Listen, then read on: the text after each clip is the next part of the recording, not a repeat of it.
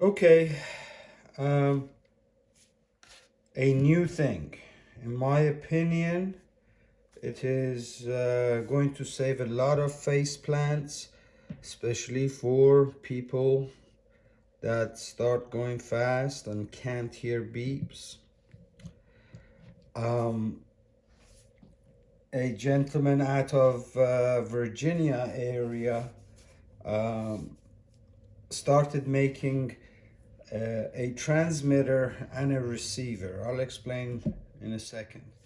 Um, very simple to install, and in my opinion could be a lifesaver. I'll explain quickly here. Okay, this is the transmitter that plugs into the wheel. I'll show you how it goes. It comes with a tab that you can screw in also, and a 3M. I cut the tab off because where I'm going to place it, this would get in my way. It comes with two leads. One is, as you can see, it says buzzer, and it has a pigtail, a Y split, a female JST and a male JST. Basically the existing buzzer you disconnect from motherboard, plug it into the female, and then this guy plugs back into your motherboard. Then you need a power supply line, which is this guy. This is the prototype, so he may later on create a same Y split here for power. Then you could plug this into, let's say, your USB line, which is 5 volt. This can work from 4 volt to 24 volt. So you would unplug the USB from your motherboard the same way. Or if you have a like a secondary fan 12 volt that you're not using, you could plug this directly into there. Then you have the receiver. The receiver goes wherever on your helmet. I'm going to place it under my visor, and then this guy, if you have a mirror, it can run along the mirror, or again under the visor. I will show you all that. Okay, the installation is really straightforward. First of all, you have to find which one is your buzzer. I know which one is my buzzer. I know where the I have the diagram. So if you don't have it, let me know. I can send it to you. Okay, first of all, you got to figure out where's the best place to place this. And since I have a secondary fan, I can't put it here. Otherwise, you could put it right there. But this is the RS, so I'm gonna put it right up here somewhere. That's why I cut this tab so I could place it there. So for example there. Then it has long enough cables to route it neatly however you want. I'm just gonna not bother right now so I can just show you. Then you have to remove your buzzer. First of all this goop that they put on there, be very careful. I used a box cutter. You can use an X-Acto knife. Make sure when you're cutting the silicone you don't nick the wire or whatever, so just take your time. This is my buzzer line. I have already spent half hour cutting all the silicone. So you remove that, you plug it into the female JST that comes with the transmitter there, and then the male you plug back into your motherboard there. I wouldn't bother putting silicone. Everything can get disconnected while you're riding. It won't affect you, minus the hall sensor. The on and off switch, everything can just get disconnected from the motherboard while it's on. It's not going to affect anything. Only thing that will affect obviously is the Hall sensor. Okay, so I plugged that in. Now we got to find a power. There's a second 12 volt fan connection on almost all the new motherboards, so you could just plug it directly into there. But as you can see, I'm using a secondary fan, so I can plug it into there. The reason he didn't give a split is because, you know, he's worried that it may be drawing too many amps, but the draw on the transmitter is negligible, it's minimal, and it just won't affect it. So if you don't have a secondary fan, just plug it in there and you don't have to worry about it. I can cut and splice into there, but right now, since I never use my front USB to charge anything, I'm just gonna disconnect the USB. So that's the front USB I've disconnected. Then I'll plug the power into there. And obviously, whenever you're working, I suggest you disconnect the XT60 and discharge the capacitors. I don't, because I don't know why, because I've done it so many times. I suppose I'm very careful. He says, sticking his hands in there. Okay, so this was the USB. I'm going to tuck it away here somewhere for the time being. Okay, so everything is connected. Now we'll bring the receiver into the picture.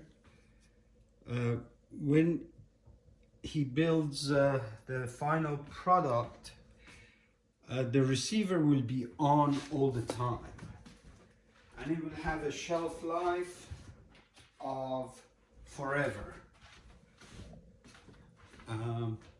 Basically, as far as battery is concerned, when you're done riding, it comes with a magnetic charge cable, USB, plug into any USB charger. It will charge it. When you're done, unplug it and it will be on.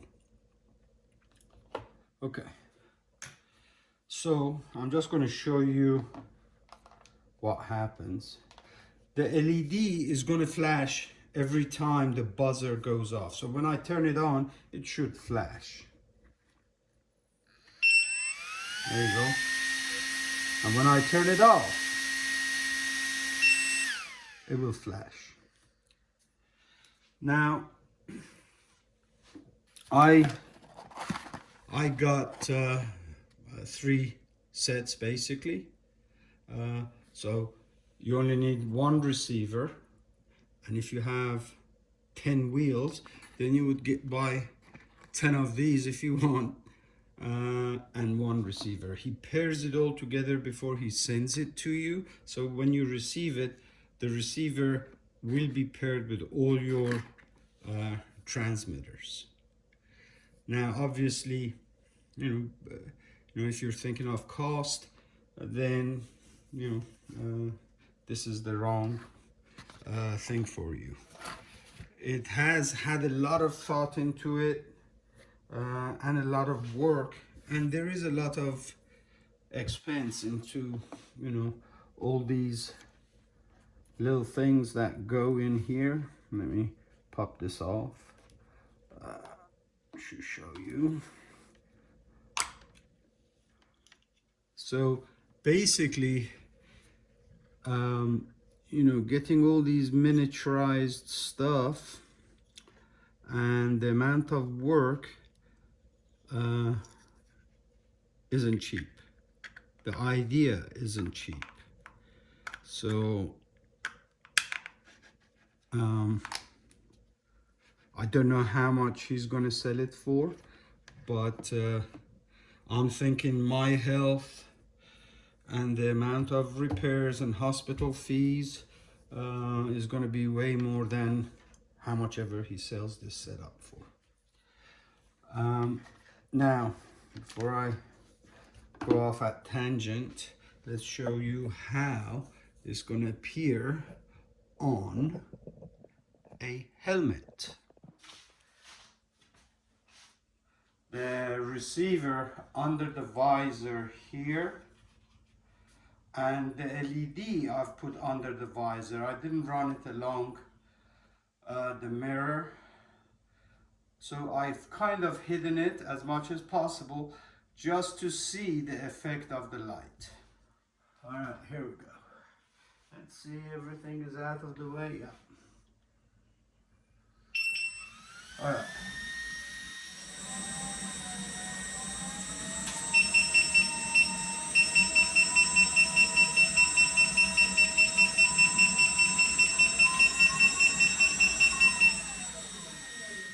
And as you can, I don't know if you can hear it, but the receiver also has a high-pitched buzzer. I forgot to mention that. And the light stays on.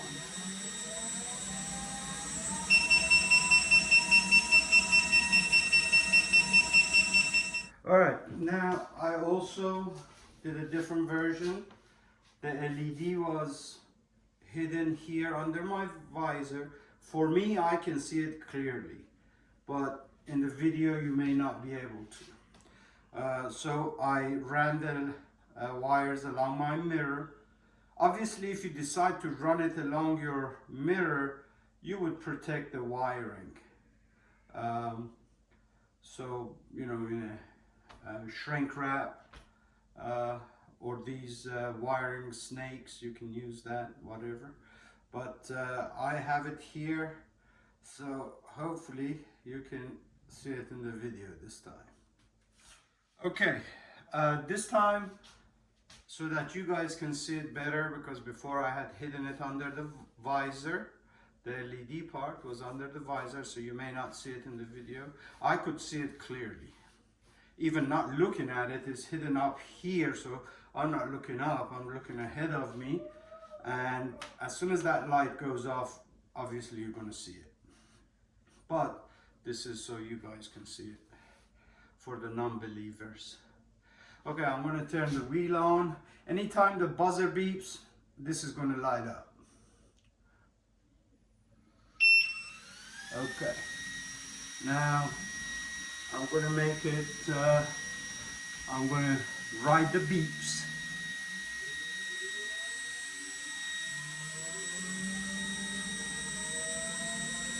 And the light will stay solid as long as you're riding the beeps.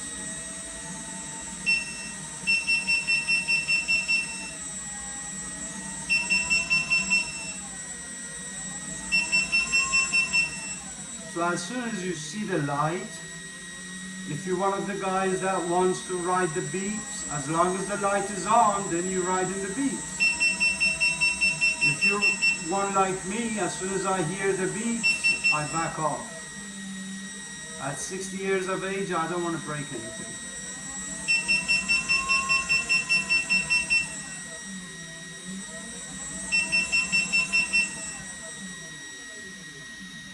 Okay, just a quick note. Before you put the cover on after you've done any work, by the way, this is where I put the transmitter. There's plenty of cable. So, you know, the extra, wrap it, put it somewhere safe. Whenever, just before you close the cover, look at every single screw well to make sure there is no wire that is going to get caught either at the screw well or in the seam here. It's okay, son, you can come. This point here at the top is the only place that it can easily get caught. So that's why I've hidden the wires with duct tape there. And then this one here. So you see, if I was to put the if I was to put the shell on, you can be sure that's going to get nicked. So look carefully and then these two also, because this wire, they use such short lengths that you know, it could get caught somewhere, so be careful. All right.